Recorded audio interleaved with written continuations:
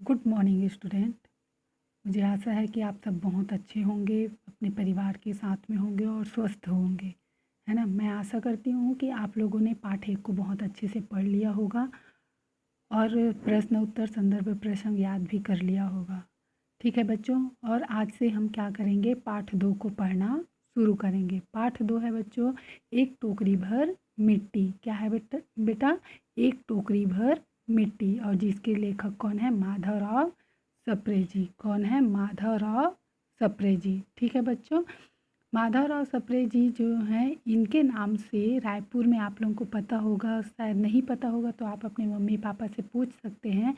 माधवराव सप्रे जी के नाम से क्या है, रायपुर में एक बहुत बड़ा सा स्कूल है ना, जिसको सप्रे स्कूल के नाम से जाना जाता है। ठीक है बच्चों, इस पाठ में यह बताया गया है कि मानवीय संवेदनाओं से जुड़ी हुई, है ना, मानवीय संवेदनाओं से जुड़ी हुई कथन, है ना, को बहुत ही अच्छे से और हृदय परिवर्तन होना इस कहानी में बताया गया है।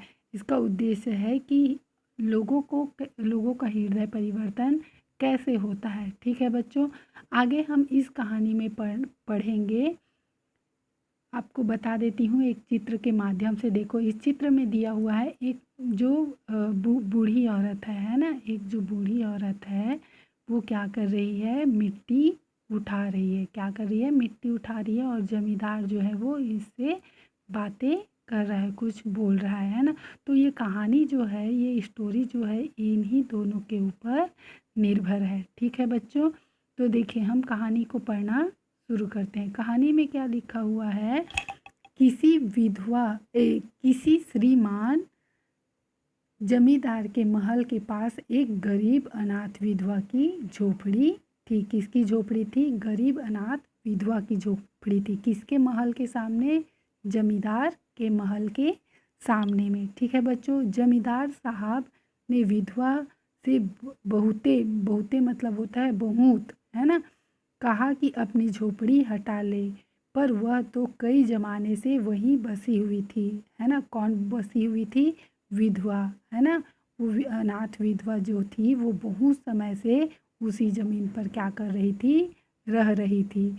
उसका पति और इकलौता पुत्र भी उसी झोपड़ी में मर गए थे। क्या हुआ था, उस झोपड़ी में उसके पिता और उसके उसके पति और पुत्र दोनों उसी झोपड़ी में मर गए थे। पतोहू, पतोहू का अर्थ होता है बच्चों बहू, है ना। बहू भी 5 बरस की कन्या छोड़कर चल बसी थी। कि कहाँ चल बसी थी, उसी झोपड़ी में, है ना। मतलब उसका पूरा जो परिवार है वो उसी झोपड़ी में रहता था। और क्या हुआ, एक बार उसके पति और पुत्र और साथ में उनकी बहू भी उसी झोपड़ी में क्या हो गई थी, मर गई थी। अब यही उसकी पोती इस वृद्ध काल में उसका एकमात्र आधार थी। क्या थी, एकमात्र आधार, मतलब एकमात्र उसका सहारा था। इस दुनिया में उसकी पोती के अलावा कोई भी नहीं था। ठीक है बच्चों, उसकी पोती के अलावा और भी कोई नहीं थे। ठीक है, आगे हम देखते हैं। जब कभी उसे अपनी पूर्व स्थिति याद आती, जब कभी उसे अपनी पूर्व स्थिति याद आती तो मारे दुख के फूट फूट कर क्या करती थी, रोने लगती थी। क्यों रोने लगती थी बच्चों, क्योंकि उसको बीता हुआ जो समय था, जब उसने क्या किया था, अपने पति और अपने बहू बेटे के साथ जो समय बिताया था वह याद आता था। तो वो बहुत ही क्या करती थी, रोती थी। ठीक है बच्चों, जब से उसने अपने श्रीमान पड़ोसी की इच्छा का हाल सुना तब से वह मृत प्राय हो गई थी। क्या हो गया था, जब से उसने यह सुना था कि उसके पड़ोसी जो जमींदार थे वह क्या करना चाहता था, उसकी झोपड़ी को हड़पना चाहता था, है ना। तब से वह मृत प्राय, मतलब मृत प्राय का अर्थ होता है मरे हुए के समान। मृत प्राय का अर्थ होता है मरे हुए के समान हो गई थी। उस झोपड़ी में उसका मन लग गया था।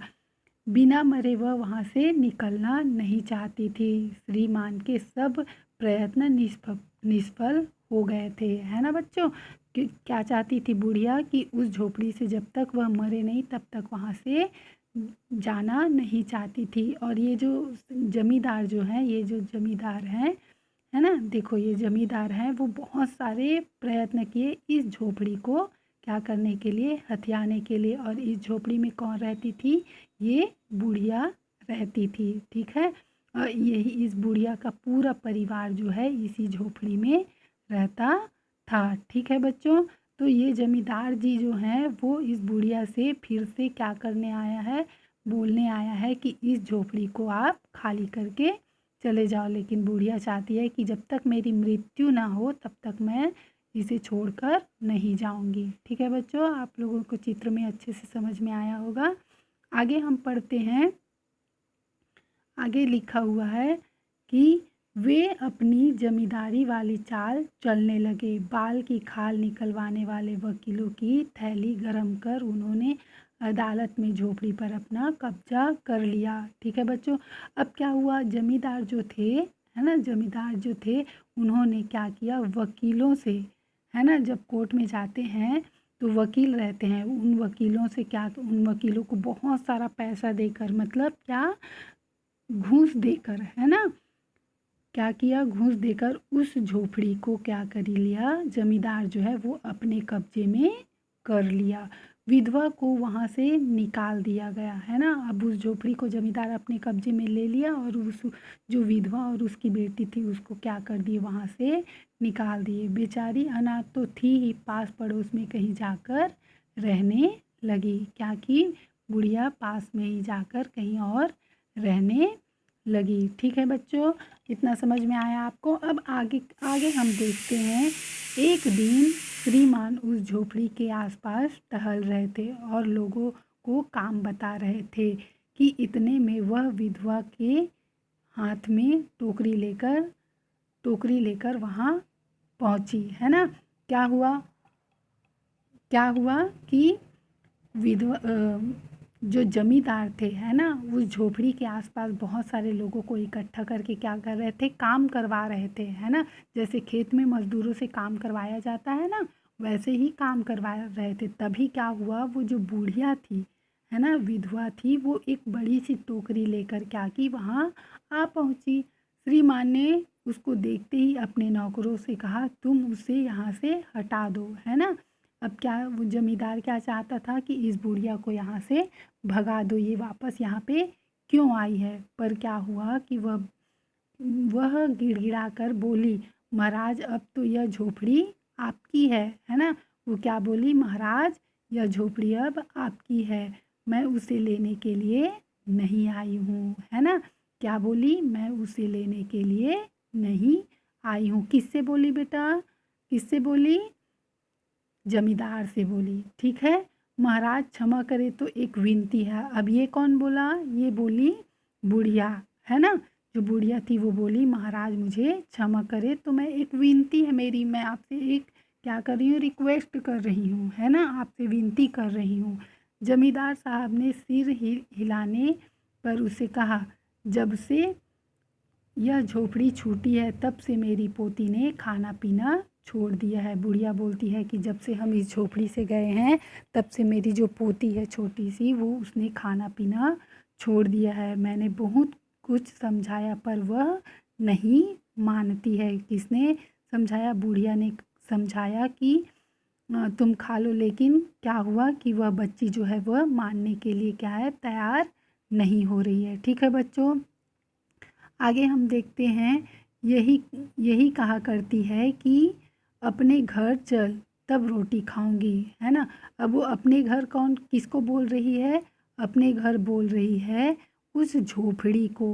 किसको बोल रही है, अपने उस जो झोपड़ी वह छोड़ कर गई थी उस झोपड़ी को बोल रही है कि अपने घर चल तब मैं रोटी खाऊंगी, है ना। जब अब मैंने यह सोचा कि अब मैंने यह सोचा कि इस झोपड़ी से एक टोकरी मिट्टी लेकर उसी का चूल्हा बनाकर रोटी पकाऊंगी, है ना।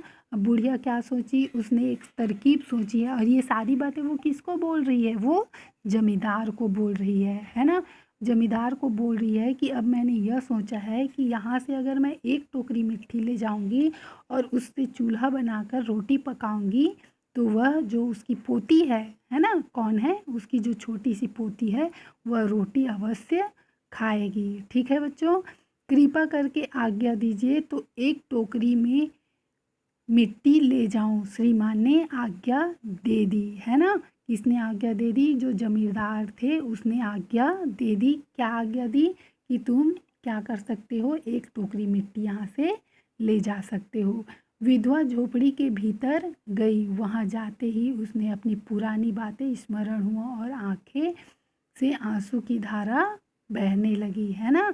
क्या हुआ बच्चों कि जैसे ही वह उसके अंदर गई वैसे ही उसको अपनी सारी पुरानी बातें याद आई। जब वह क्या थे, अपने पति, अपने बच्चे, है ना, अपनी बहू, सबके साथ में वह रहती थी, वो सारी बातें याद आने लगी, जिसकी वजह से वह रोने लगी। ठीक है, आगे देखते हैं बच्चों।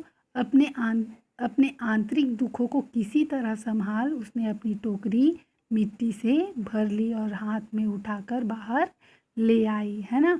अब बुढ़िया क्या करती है, किसी तरह अपने आप को संभालती है और अंदर से एक टोकरी मिट्टी भरकर बाहर ले आती है।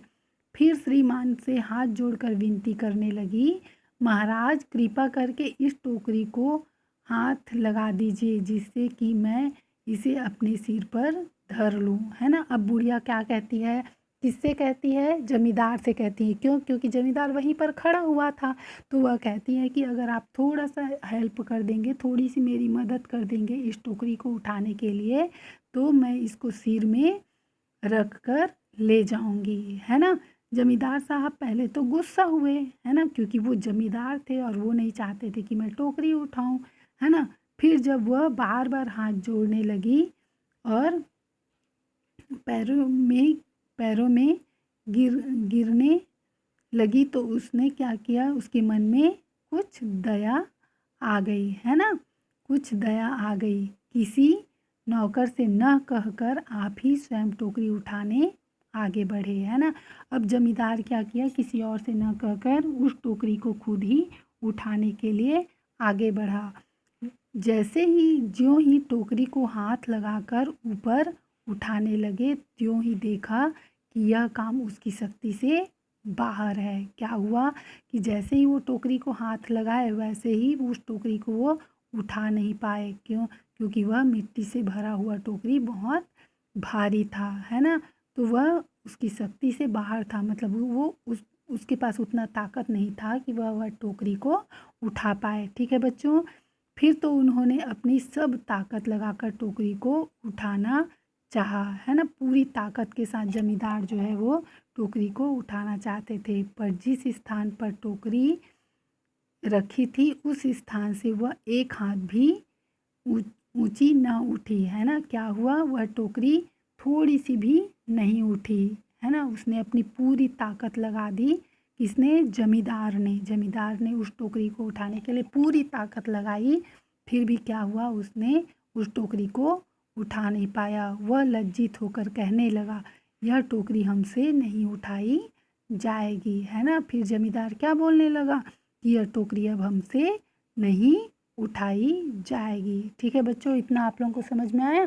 ठीक, तो आगे हम देखते हैं आगे क्या है इस कहानी में। इस कहानी में आगे है, यह सुनकर विधवा ने कहा, महाराज नाराज ना हो तो आपसे एक, है ना। अब वो बोलती है, विधवा बोलती है, उसके कहने का यह तात्पर्य है कि महाराज अगर आपसे एक टोकरी मिट्टी नहीं उठ रही है तो इस झोपड़ी में तो हजारों टोकरियां मिट्टी हैं, आप उसका भार कैसे उठाओगे, है ना।